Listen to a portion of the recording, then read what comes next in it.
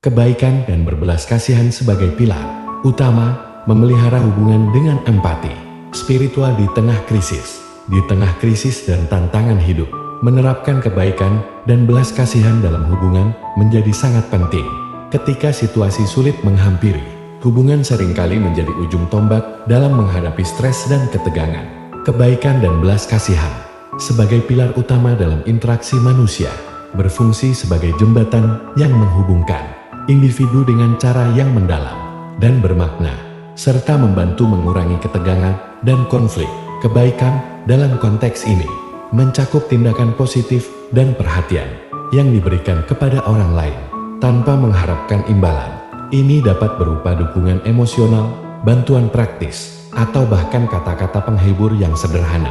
Kebaikan membuat orang merasa dihargai dan diperhatikan, yang dapat meredakan ketegangan dan memperkuat ikatan antar individu.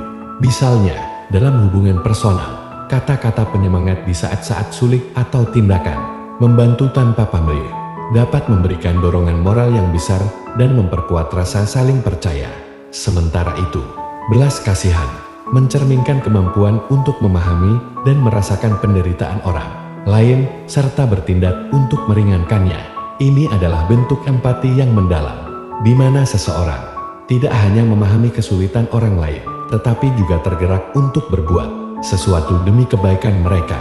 Dalam konteks hubungan, belas kasihan membantu membangun jembatan emosional yang kuat. Misalnya, ketika seseorang menghadapi kehilangan atau kegagalan, menunjukkan belas kasihan dengan mendengarkan tanpa menghakimi atau memberikan dukungan konkret dapat memperkuat hubungan dan membantu individu merasa kurang sendirian dalam menghadapi tantangan.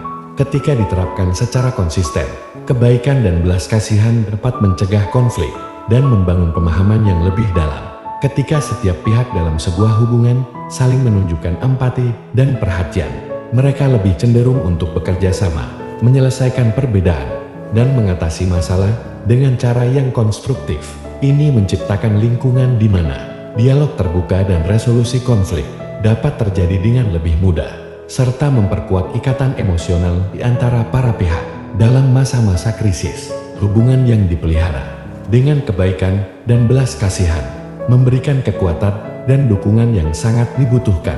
Kebaikan dan belas kasihan bukan hanya memperbaiki hubungan, tetapi juga membangun ketahanan bersama dalam menghadapi kesulitan. Dengan mengadopsi sikap empatik dan penuh perhatian, kita tidak hanya memperkuat hubungan pribadi, tetapi juga menciptakan lingkungan yang lebih mendukung dan harmonis di tengah-tengah tantangan hidup. Terima kasih.